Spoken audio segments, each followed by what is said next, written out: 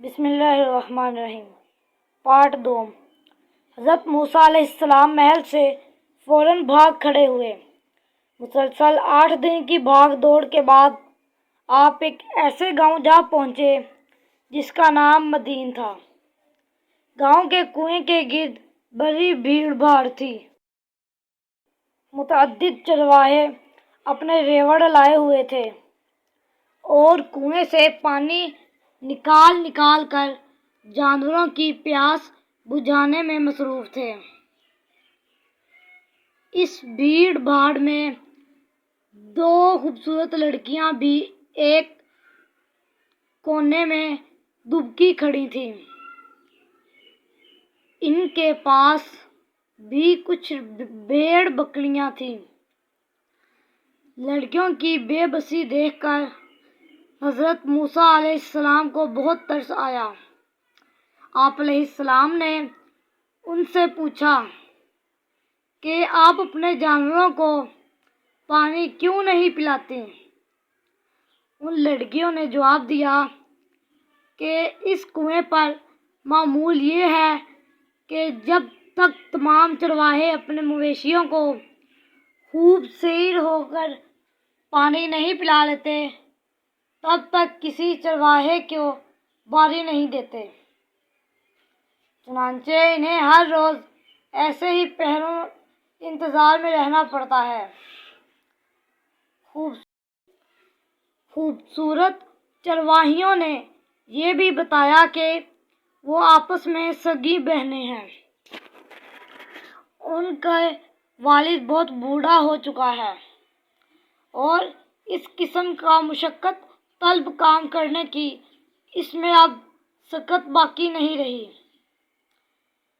ان کا کوئی بھائی بھی نہیں ہے جو اس کٹھن کام کو سنبھال سکے، اس لیے یہ سارے فرائض ان لڑکیوں ہی کو سر انجام دینے پڑتے ہیں۔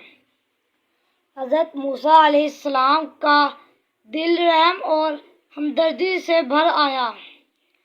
انہوں نے باقی سب چرواہوں کو تھوڑی دیر کے لیے ایک طرف ہٹ جانے کو کہا۔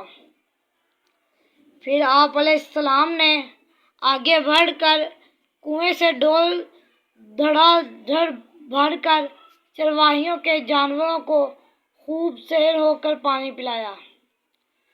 چرواہیاں بہت خوش ہوئیں۔ انہوں نے حضرت موسیٰ علیہ السلام کا شکریہ ادا کیا اور اپنے جانوروں کو ہانکتی ہوئیں گھر کی جانب چل دیں۔ حضرت موسیٰ علیہ السلام بہت تھک چکے تھے۔ آپ علیہ السلام سستانے کی خاطر ایک درخت کے سائے میں لیٹ گئے۔ یہ حسین و جمیل چرواہیاں دراصل اللہ تعالیٰ کے پیغمبر حضرت شعیب علیہ السلام کی نیک سیرت صاحبزادیاں تھیں۔ اس روز جب وہ معمول کے وقت سے کافی پہلے گھر لوٹی تو باپ نے ان سے عجز و تعجب اس کی وجہ دریافت کی۔ لڑکیوں نے کنویں والا سارا واقعہ کہہ سنایا۔ انہوں نے باپ سے یہ بھی کہا کہ وہ اجنبی کوئی بہت ہی نیک خصلت اور محنتی نوجوان دکھائی دیتا تھا، اس لیے بہتر ہے کہ اسے ملازم رکھ کر جانوروں کی دیکھ بھال کا قدرے مشکل کام اسی کو سونپ دیا جائے۔ حضرت شعیب علیہ السلام کو یہ تجویز معقول دکھائی دی۔ وہ اجنبی نوجوان کو کنویں والے کام کی مزدوری ادا کرنے کے خواہش مند بھی تھے۔ آپ علیہ السلام نے ایک صاحبزادی سے کہا کہ وہ کنویں پر واپس جا کر اس نیک اجنبی کو فوراً بلا لائے۔ جب موسیٰ علیہ السلام حضرت شعیب علیہ السلام کے گھر پہنچے تو آپ ان سے مل کر بے حد خوش ہوئے اور انہیں اپنے چرواہے کے طور پر ملازم رکھ لیا۔ حضرت شعیب علیہ السلام نے انہیں یہ بھی کہا کہ اگر وہ متواتر 8 سال ان کی خدمت کرتے رہے تو وہ اپنی ایک صاحبزادی کی شادی بھی ان سے کر دیں گے۔ نوجوان موسیٰ علیہ السلام نے یہ تجویز قبول کر لی اور حضرت موسیٰ علیہ السلام حضرت شعیب علیہ السلام کے ہاں رہنے لگے اور ان کے چرواہے کی حیثیت سے اپنے روزمرہ کا کام کاج میں خوب تندہی سے دلچسپی لینے لگے۔ انہوں نے اپنی محنت، فراست اور اخلاق کا سکہ سب پر بٹھا دیا۔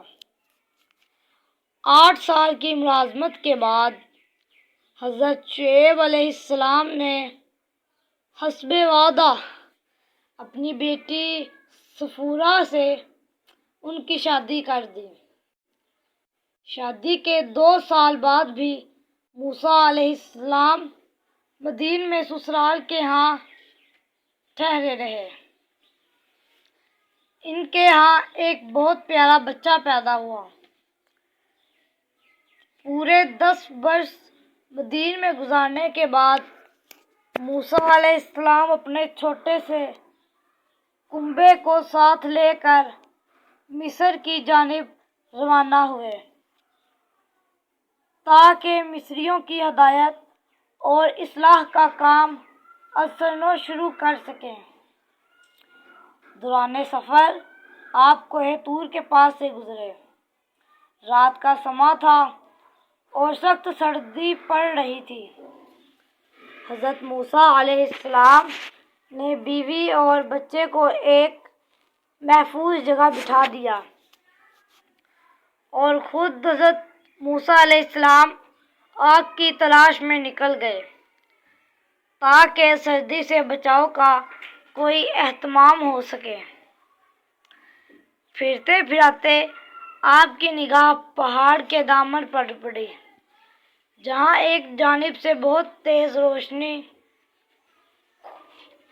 کھل رہی تھی۔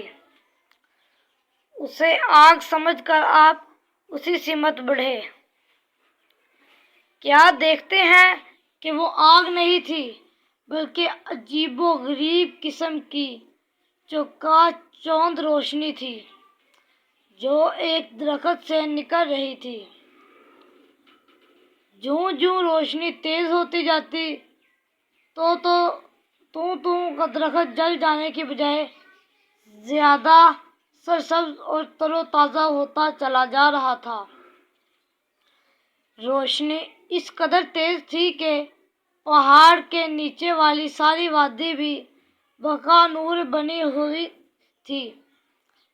اس عجیب و غریب منظر سے موسیٰ علیہ السلام مبہوت رہ گئے۔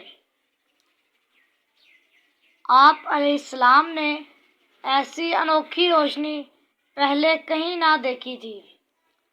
حضرت موسیٰ علیہ السلام اس حسین نظارے پر موسیٰ علیہ السلام حیرت میں ڈوب کھڑے ہوئے کہ ایک آسمانی آواز نے انہیں نام لے کر پکارا۔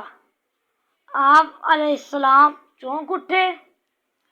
غیبی آواز نے بتایا کہ اللہ تعالیٰ نے انہیں نبوت عطا کی ہے، جس کا مطلب یہ ہے کہ انہوں نے دنیا میں نیکی کا درس اور اللہ کا پیغام پھیلانا ہے۔ اللہ تعالیٰ نے پھر حضرت موسیٰ علیہ السلام کو 9 معجزے عطا فرمائے۔ ان میں سے 2 معجزوں کو بے پناہ شہرت حاصل ہوئی۔ ایک تو موسیٰ علیہ السلام کی چھڑی سے متعلق تھا۔ آپ علیہ السلام چھڑی زمین پر پھینکتے تو ایک خوفناک اژدہے کا روپ دھار لیتی۔ حضرت موسیٰ علیہ السلام اسے پکڑ لیتے تو پھر چھڑی بن جاتی۔ دوسرا مشہور معجزہ آپ کے ہاتھ کے بارے میں تھا۔ آپ رضی اللہ تعالیٰ عنہ اپنا ہاتھ کچھ دیر بغل میں دبائے رکھتے تو چکا چوندھ روشن ہو جاتا۔ یہ غیر معمولی چمک دمک دیکھنے والوں کو ورطہ حیرت میں ڈال دیتی۔ معجزے عطا کرنے کے بعد اللہ تعالیٰ نے حضرت موسیٰ علیہ السلام کو حکم دیا کہ آپ فرعون کے ہاں جائیں، کیونکہ وہ پہلے سے زیادہ مغرور اور ظالم بن چکا تھا۔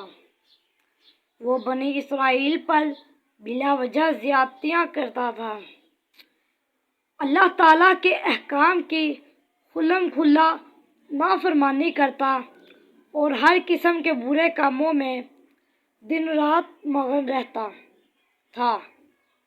حضرت موسیٰ علیہ السلام کو حکم ہوا کہ وہ فرعون کے گناہوں سے باز رہنے کی تلقین کریں اور اسے بنی اسرائیل کو اپنے گھروں کو لوٹ جانے کی اجازت دینے پر آمادہ کریں۔